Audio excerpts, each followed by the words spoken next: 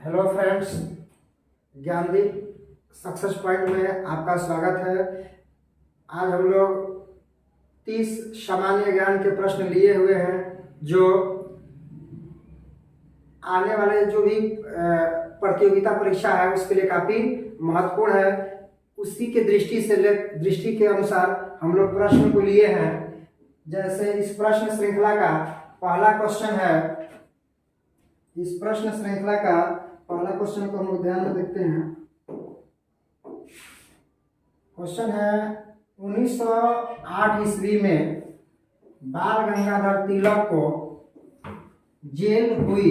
Option है 5 वर्ष के लिए, 6 वर्ष के लिए, 7 वर्ष के लिए, 8 वर्ष के लिए। तो फ्रेंड्स, इस प्रश्न का सही आंसर होगा 6 वर्ष के लिए। इस प्रश्न का 6 वर्ष के लिए हुआ और इनका जो जेल हुआ वह वर्मा के मांडले जेल में हुआ था। बाल गंगाधर तिलक की बात करें अगर हम लोग, तो बाल गंगाधर तिलक की 2 पत्रिका है जो काफी प्रसिद्ध है, जिसका नाम है केसरी और मराठा।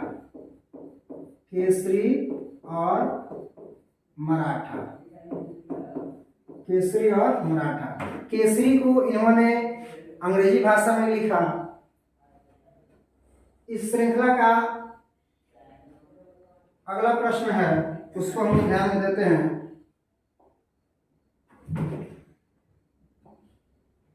अगला प्रश्न है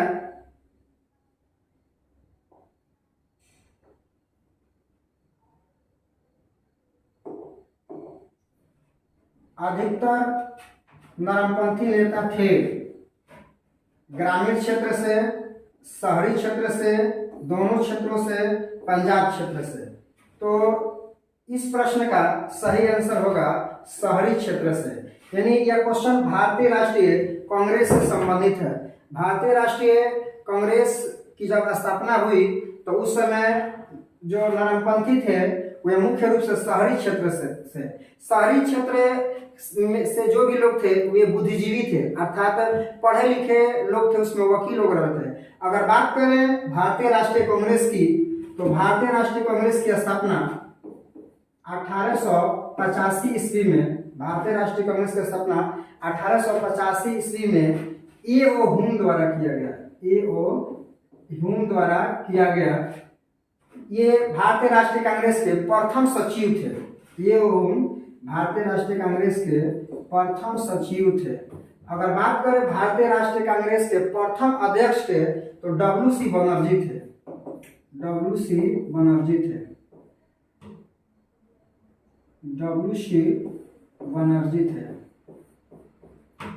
ए.ओ. ह्यूम को पक्षी विज्ञान का जनक भी कहा जाता है। इन्हें हर्मिट ऑफ शिमला के नाम से भी जाना जाता है। यानी हम लोग समझ गए कि भारतीय राष्ट्रीय कांग्रेस की स्थापना 1885 ईस्वी में हुआ। इसके संस्थापक ए.ओ. ह्यूम थे, ये प्रथम सचिव थे, इसके प्रथम अध्यक्ष डब्ल्यू.सी. बनर्जी थे। इन्हें हर्मिट ऑफ शिमला के नाम से भी जाना जाता है। ये पक्षी विज्ञान के जनक भी थे। ये असैन्य अधिकारी थे। ये महत्वपूर्ण प्रश्न है जो ये असैन्य अधिकारी थे।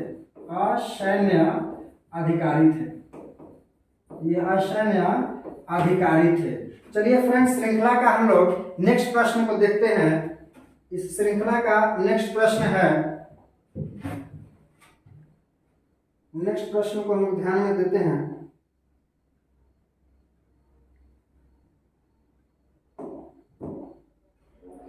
उन्नीस 1921 ईस्वी में मोपला आंदोलन की जो शाखा थी उसका संबंध किस आंदोलन से है?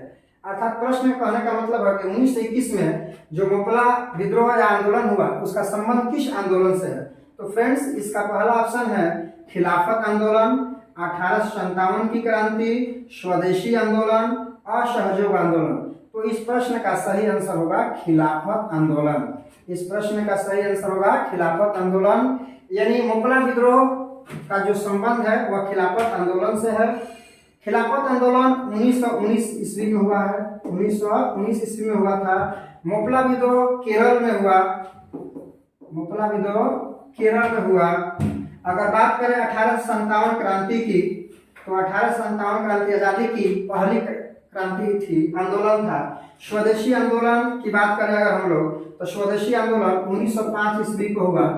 बंगाल विभाजन के विरुद्ध स्वदेशी आंदोलन की शुरुआत की गई। अगर बात हम लोग करें असहयोग आंदोलन की, तो असहयोग आंदोलन महात्मा गांधी द्वारा 1 अगस्त 1920 ईस्वी को शुरू किया गया।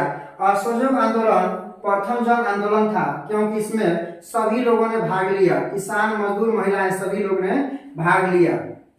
इस प्रकार हम लोग समझ गए कि 1921 में मोपला विद्रोह का संबंध किससे है? खिलाफत आंदोलन से। खिलाफत आंदोलन का मुख्य कारण था कि तुर्की का जो खलीफा था उसको पद से हटा दिया गया था, जिसके फलस्वरूप खिलाफत आंदोलन हुआ। और खिलाफत आंदोलन का समर्थन महात्मा गांधी द्वारा भी किया गया। चलिए फ्रेंड्स, इस श्रृंखला का हम लोग अगला प्रश्न को देखते हैं। चलिए नेक्स्ट प्रश्न को हम लोग देखते हैं। यहाँ प्रश्न है, नालंदा विश्वविद्यालय की स्थापना का युग है, मतलब कौन से वंश के काल में नालंदा विश्वविद्यालय की स्थापना होती है? तो इसका ऑप्शन है मौर्य वंश, गुप्त वंश, कुषाण वंश, पाल वंश। तो फ्रेंड्स, इस प्रश्न का सही आंसर होगा गुप्त वंश। गुप्त वंश में नालंदा विश्वविद्यालय की स्थापना होती है। और गुप्त वंश के शासक कुमार गुप्त इस विश्वविद्यालय की स्थापना करते हैं। अगर बात करें गुप्त वंश के संस्थापक के, तो इसके संस्थापक श्रीगुप्त हैं, श्रीगुप्त थे।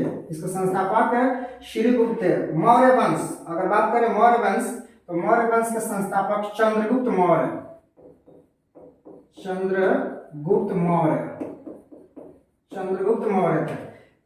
चंद्रगुप्त मौर्य ने मौर्य वंश की स्थापना चाणक्य की सहायता से घानानंद को हराकर की है। चाणक्य ने चंद्रगुप्त मौर्य की सहायता काफी की, अंततोगत्वा घानानंद हार गया। अगर हम लोग बात करें कुषाण वंश का, तो कुषाण वंश के प्रसिद्ध शासक कनिष्क हुए। ये कुषाण वंश के प्रसिद्ध शासक थे। अगर बात करें पाल वंश की, तो पाल वंश के संस्थापक गोपाल थे। तो हम लोग समझ गए कि नालंदा विश्वविद्यालय का स्थापना गुप्त वंश काल में हुआ था, और गुप्त वंश काल के संस्थापक श्रीगुप्त थे। और इस नालंदा विश्वविद्यालय का स्थापना जो है कुमार गुप्त द्वारा किया गया, और इस विश्वविद्यालय का विध्वंस बख्तियार खिलजी द्वारा किया गया। चलिए फ्रेंड्स, तो हम लोग अगले प्रश्न की ओर चलते हैं। अगला प्रश्न है सेशन का हमारा,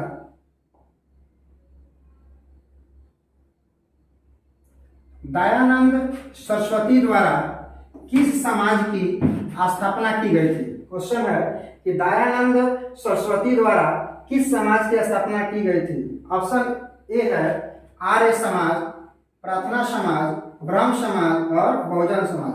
तो इस प्रश्न का सही आंसर होगा आर्य समाज। आर्य समाज की स्थापना दयानंद सरस्वती जी द्वारा 1875 ईस्वी में मुंबई में किया गया था। अगर बात करें दयानंद सरस्वती का, तो दयानंद सरस्वती का बचपन का नाम नरेंद्र दत्त था। अगर बात करें प्रार्थना समाज की, तो प्रार्थना समाज की स्थापना ब्रह्म समाज की स्थापना राजा राम मोहन राय द्वारा किया गया था। चलिए हम लोग अगले प्रश्न की ओर चलते हैं। अगला प्रश्न है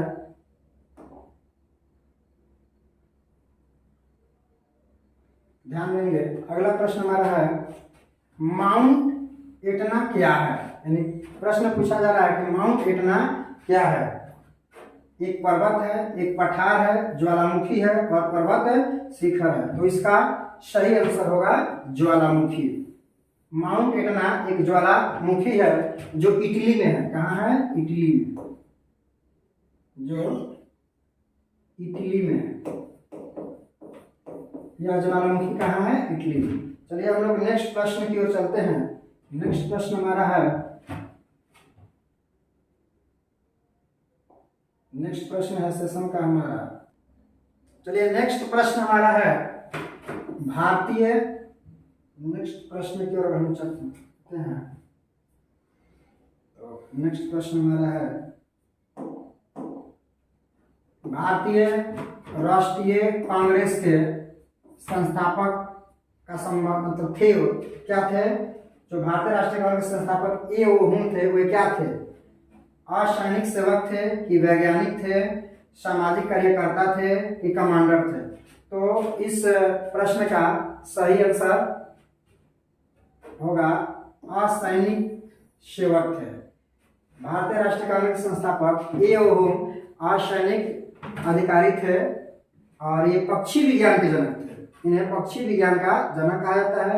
इन्हें हर्मिट ऑफ शिमला के नाम से भी जाना जाता है। नेक्स्ट प्रश्न की ओर चलते हैं हम लोग। नेक्स्ट प्रश्न हमारा है, ध्यान देते हैं नेक्स्ट प्रश्न पर। सेशन का हमारा नेक्स्ट प्रश्न है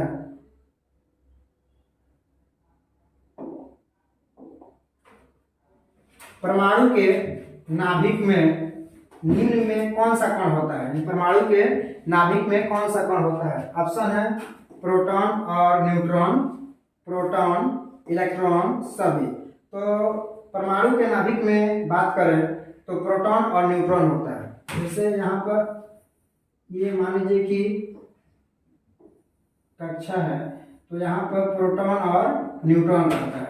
परमाणु के नाभिक में क्या रहता है? प्रोटॉन और न्यूट्रॉन रहता है। और इलेक्ट्रॉन कक्षा में चक्कर लगाता है। इलेक्ट्रॉन क्या करता है? कक्षा में चक्कर लगाता है। अगर बात करें प्रोटॉन की, तो प्रोटॉन धन आवेशित कण होता है। प्रोटॉन कैसा होता है? धन आवेशित कण होता है। प्रोटॉन धन आवेशित कण होता है। इलेक्ट्रॉन ऋण आवेशित कण होता है। इलेक्ट्रॉन ऋण आवेशित कण होता है। और न्यूट्रॉन पर कोई चार्ज नहीं होता है। न्यूट्रॉन पर नो चार्ज, न्यूट्रॉन पर कोई चार्ज नहीं होता है, अर्थात ये न्यूट्रल होता है, उदासीन होता है।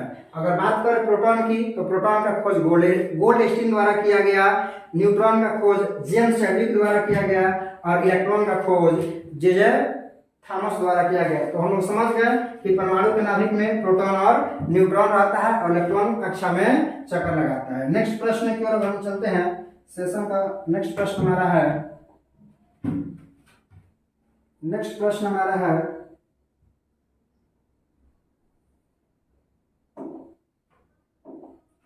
शुष्क बर्फ किसे कहा जाता है? प्रश्न हमारा है कि शुष्क बर्फ है किसे कहा जाता है? कार्बन डाइऑक्साइड, सल्फ्यूरिक अम्ल, हाइड्रोक्लोरिक अम्ल, मीथेन। तो इस प्रश्न का सही आंसर होगा कार्बन डाइऑक्साइड। इस प्रश्न का सही आंसर होगा कार्बन डाइऑक्साइड। कार्बन डाइऑक्साइड को हम लोग शुष्क बर्फ कहते हैं। सल्फ्यूरिक अम्ल की बात करें तो सल्फ्यूरिक अम्ल का सूत्र जो होता है H2SO4 होता है। इसे अम्लों का राजा भी कहा जाता है। इसे अम्लों का राजा भी कहा जाता है। हाइड्रोक्लोरिक अम्ल का सूत्र HCl होता है।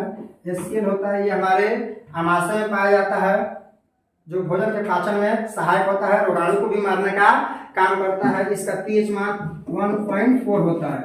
इसका pH मान 1.4 होता है। अगर बात करें मीथेन का, तो मीथेन का फॉर्मूला CH4 होता है। इसे मार्स गैस के नाम से भी जाना जाता है। मीथेन गैस दलदली वाले क्षेत्रों में पाया जाता है। धान की खेती जो होती है उसमें मीथेन गैस पाया जाता है। मीथेन गैस बायोगैस का मुख्य घटक भी माना जाता है। मीथेन को बायोगैस का मुख्य घटक भी माना जाता है। चलिए फ्रेंड्स, तो हम लोग अगला प्रश्न को देख रहे हैं।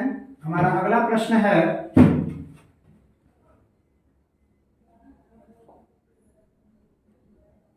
अगला प्रश्न है, ध्यान देंगे, वाहनों से निकलने वाली मुख्यतः गैस कौन सी है? यानी जो भी वाहन चलता है उससे कौन सी गैस मुख्यतः निकलती है?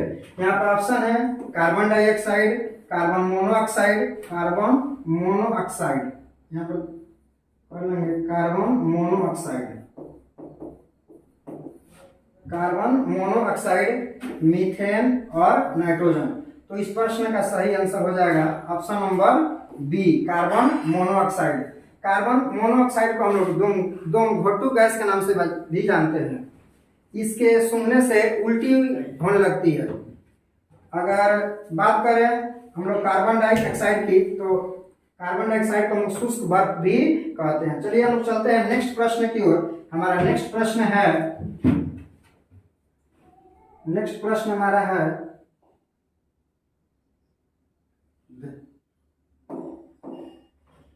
किसकी कमी से मधुमेह रोग होता है? किसकी कमी से मधुमेह रोग होता है? ऑप्शन है प्रोटीन, इंसुलिन, ग्लूकोज, हीमोग्लोबिन। तो इस प्रश्न का सही आंसर होगा इंसुलिन। इंसुलिन की कमी से मधुमेह नामक रोग होता है। इंसुलिन जो होता है वह एक प्रकार का प्रोटीन ही होता है जो अग्नाशय के बीटा सेल से निकलता है, और यह ब्लड में यानी रक्त में शर्करा की मात्रा को नियंत्रित करता है। जब इंसुलिन की कमी हो जाती है तो रक्त में शर्करा का मात्रा बढ़ जाता है, जिसे हम लोग मधुमेह नामक रोग के नाम से जानते हैं। प्रोटीन की बात करें हम लोग, तो प्रोटीन जो है शरीर निर्माता होता है, बॉडी का निर्माण करता है। इसका यूनिट अमीनो अम्ल होता है। क्या होता है? अमीनो अम्ल होता है। ग्लूकोज जो होता है वह हमें तुरंत एनर्जी देता है।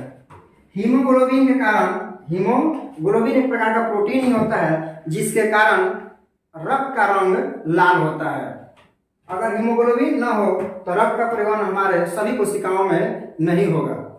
चलिए हम लोग अब नेक्स्ट प्रश्न की ओर चलते हैं। हमारा नेक्स्ट प्रश्न हमारा है हुलू विटामिन किसे कहा जाता है? हुलू विटामिन किसे कहा जाता है? ऑप्शन है vitamin C, vitamin D, vitamin B6, vitamin B12। तो इस प्रश्न का सही आंसर होगा विटामिन B12। B12 को हुलू विटामिन के नाम से जाना जाता है। बात करें अगर B12 के, तो B12 का जो रासायनिक नाम होता है साइनोकोबालामीन होता है। क्या होता है? साइनोकोबालामीन होता है। इसकी कमी से एनीमिया नामक रोग हो जाता है। विटामिन B12 की कमी से एनीमिया नामक हो जाता है। विटामिन सी की बात करें हम लोग, विटामिन सी की बात करें तो इसका रासायनिक नाम एस्कॉर्बिक एसिड होता है। क्या होता है? Ascorbic acid. विटामिन सी का नाम एस्कॉर्बिक एसिड होता है। विटामिन डी की बात करें हम लोग, तो विटामिन डी का रासायनिक नाम कैल्सीफेरॉल होता है, और B6 का रासायनिक नाम पाइरोक्सिन होता है। ये विटामिन B6 की कमी से तंत्रिका संबंधित विकार उत्पन्न होता है। विटामिन डी की कमी से रिकेटस नामक रोग होता है। विटामिन डी दो प्रकार का होता है। विटामिन डी दो प्रकार का होता है। एक होता है D2 और एक होता है D3। चलिए हम लोग नेक्स्ट प्रश्न की ओर चलते हैं। हमारा नेक्स्ट प्रश्न हमारा है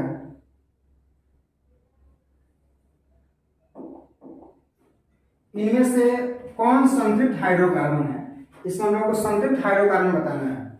संतृप्त हाइड्रोकार्बन एल्केन, एल्काइन और अल्काइन। इसको ऐसे लिख देते हैं, अल्काइन। तो इस प्रश्न का सही आंसर होगा एल्केन, क्योंकि एल्केन को ही हम लोग संतृप्त हाइड्रोकार्बन के नाम से जानते हैं। एल्किन और एल्काइन असंतृप्त हाइड्रोकार्बन के अंतर्गत आते हैं। एल्केन का सामान्य सूत्र बात करें, एल्केन का सामान्य सूत्र CnH2n+2 होता है। CnH2n+2 होता है। एल्केन का सामान्य सूत्र CnH2n होता है।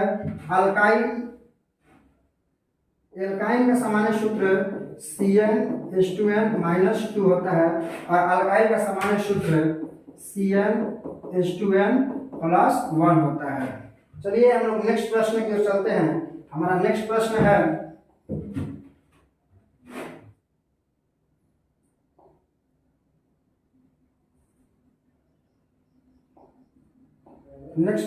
निम्न में कौन सदिश राशि नहीं है? सदिश राशि नहीं है। इसमें सदिश राशि नहीं है अर्थात कहने का मतलब वो कौन अदिश है? तो विस्थापन, वेग, बल और आयतन। तो इस प्रश्न का सही आंसर होगा आयतन। आयतन जो है सदिश राशि नहीं है, जबकि यह अदिश राशि है। अदिश राशि है, आयतन है, अदिश राशि है। अदिश राशि में केवल परिणाम होता है, दिशा का ज्ञान नहीं होता है। विस्थापन, वेग, बल, ये जो तीनों है ये सदिश राशि है, ये तीनों सदिश राशि है। अगर बात करें विस्थापन का, तो विस्थापन का मात्रक मीटर होता है, वेग का मात्रक मीटर पर सेकंड होता है, और बल का मात्रक न्यूटन होता है, बल का मात्रक न्यूटन होता है। नेक्स्ट प्रश्न की ओर हम लोग चलते हैं। नेक्स्ट प्रश्न हमारा है, नेक्स्ट प्रश्न है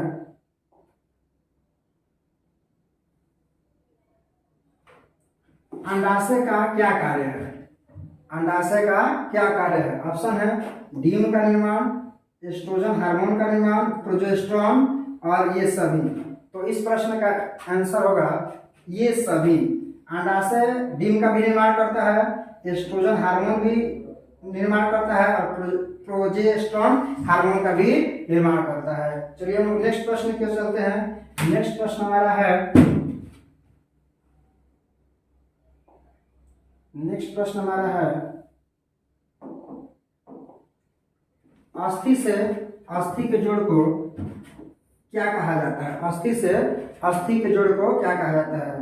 तो यहाँ पर ऑप्शन है लिगामेंट, टेंडन, स्लियोर, इनमें से कोई नहीं। तो इस प्रश्न का सही आंसर होगा लिगामेंट।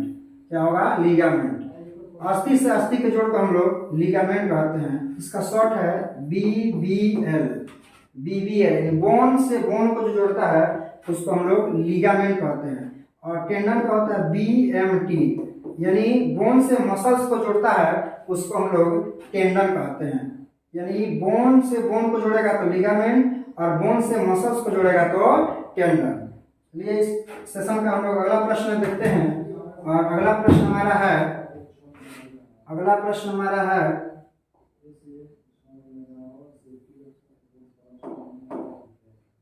इनमें से कौन दूसरे आवर्त का तत्व है? यानी ये आवर्त सारणी से प्रश्न हो गया कि ये कौन दूसरे आवर्त का तत्व है? Sodium, magnesium, aluminium, carbon. तो इस प्रश्न का सही आंसर होगा कार्बन। कार्बन जो होता है दूसरे आवर्त का तत्व होता है। अगर बात करें कि कैसे ज्ञात करते हैं, तो इलेक्ट्रॉन जितनी कक्षाओं में वितरित रहता है, इलेक्ट्रॉन जितनी कक्षाओं में वितरित रहता है, कक्षा की संख्या ही उसकी आवर्त संख्या को बताती है।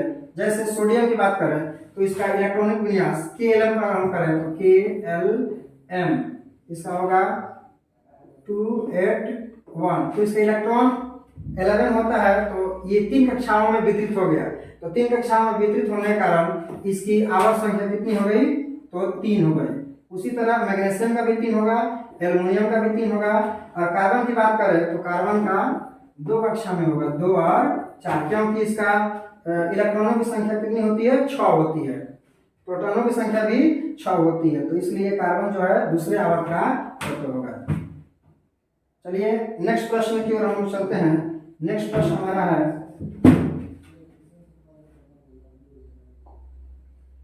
नेक्स्ट प्रश्न हमारा है किस किरण में ऋण आवेश होता है? बताना है कौन सा किरण है जिसमें ऋण आवेश होता है। ऑप्शन है अल्फा, बीटा, गामा, एक्स किरण यानी एक्स किरण। तो इस प्रश्न का सही आंसर होगा बीटा। बीटा ऐसा किरण है जो ऋण आवेशित होता है, इस पर माइनस चार्ज होता है। अल्फा की बात करें तो ये पॉजिटिव चार्ज होता है। अल्फा कैसा होता है? पॉजिटिव चार्ज होता है। अल्फा जो होता है पॉजिटिव चार्ज होता है। ये अल्फा रे है, ये बीटा रे है, ये बीटा रे है, और ये गामा रे है। गामा रे पर कोई चार्ज नहीं होता है। अगर एक्सरे की बात करें तो एक्सरे का खोज रोंजन द्वारा किया गया। रोंजन द्वारा एक्सरे का खोज किया गया। अल्फा जो होता है एक प्रकार का हीलियम का नाभिक होता है। हीलियम का नाभिक होता है, हीलियम का नाभिक होता है अल्फा। बीटा इलेक्ट्रॉन की तरह होता है, बीटा इलेक्ट्रॉन की तरह होता है। और गामा फोटोन की तरह होता है। गामा फोटोन की तरह होता है। फोटोन क्या है? तो प्रकाश ऊर्जा के छोटे छोटे पैकेज को हम लोग फोटोन के नाम से जानते हैं। चलिए इस सेशन का हम लोग अगला प्रश्न देते हैं। और हमारा अगला प्रश्न है,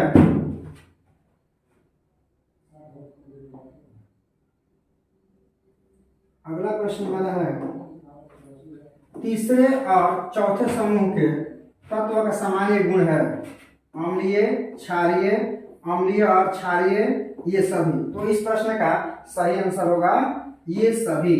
यानी कुछ तीसरे चौथे अम्लीय वाले भी होते हैं, क्षारीय वाले भी होते हैं, और अम्लीय क्षारीय दोनों होते हैं, अर्थात उभयधर्मी होते हैं। तो कुछ उभयधर्मी होते हैं, कुछ अम्लीय होते हैं और कुछ क्षारीय होते हैं।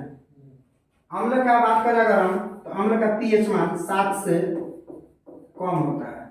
अम्ल का पीएच मान 7 से कम होता है। क्षारीय का पीएच मान 7 से अधिक होता है, और उदासीन का पीएच मान 7 होता है। उदासीन विलयन का पीएच मान 7 होता है। चलिए हम लोग चलते हैं अगले प्रश्न की ओर, और अगला प्रश्न हमारा है, अगला प्रश्न हमारा है इनमें से कौन सदिश राशि है? इनमें से कौन सदिश राशि है? सदिश राशि पहचान है। सदिश राशि का मतलब क्या होता है कि जिसमें डायरेक्शन के साथ साथ मैग्नीट्यूड हो, डायरेक्शन के साथ साथ मैग्नीट्यूड हो। जैसे क्वेश्चन है कौन सदिश राशि है? ऊर्जा, कार्य, संवेग और चाल। इसमें कौन सा सदिश राशि है? तो इस प्रश्न का सही आंसर हो जाएगा संवेग। संवेग एक सदिश राशि है। संवेग का मतलब होता है mass into velocity, mass into velocity संवेग होता है।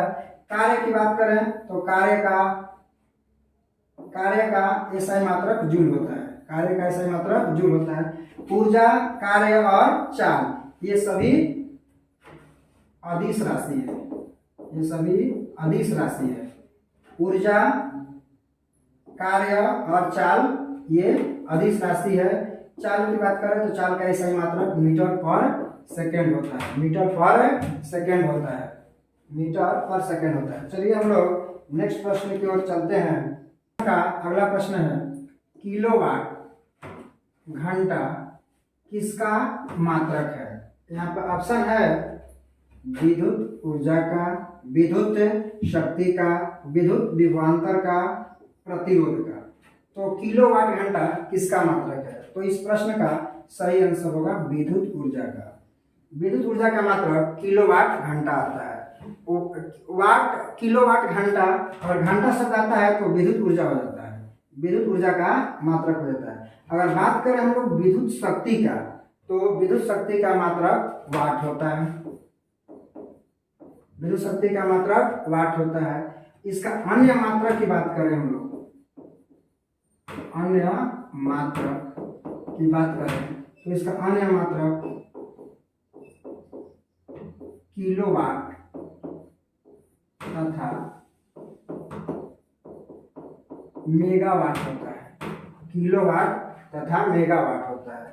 1 किलोवाट बराबर 1 किलोवाट बराबर 10 के पावर 3 वाट होता है। 1 मेगावाट बराबर 10 के पावर 6 वाट होता है। अगर बात करें विद्युत विभव का, तो विद्युत विभवांतर का, तो विद्युत विभवांतर का मात्रक वोल्ट होता है। विद्युत विभवांतर का मात्रक वोल्ट होता है। विभवांतर को वोल्ट मीटर से मापा जाता है। विद्युत विभवांतर का मतलब होता है दो विभवों के बीच का अंतर। दो विभवों के बीच के अंतर को हम लोग विभवांतर कहते हैं। बात करें प्रतिरोध का, तो प्रतिरोध किसी भी चालक का गुण होता है जो अपने से होकर जाने वाले धारा का विरोध करता है। और प्रतिरोध का एसआई मात्रक ओम होता है। प्रतिरोध का मात्रक ओम होता है। प्रतिरोध को आर से सूचित किया जाता है, और फॉर्मूला आता है ओम के नियम से, V बराबर आई आर। V बराबर आई आर ओम के नियम से आता है, जहाँ V का मतलब होता है विभवांतर और I का मतलब होता है धारा। I का मतलब होता है धारा और R का मतलब होता है प्रतिरोध। चलिए हम लोग नेक्स्ट प्रश्न की ओर चलते हैं। सेशन का अगला प्रश्न है, सेशन का अगला प्रश्न है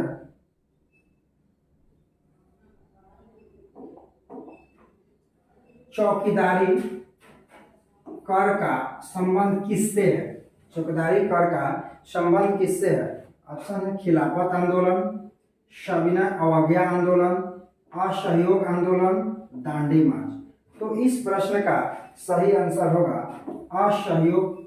सविनय अवज्ञा आंदोलन। सविनय अवज्ञा आंदोलन।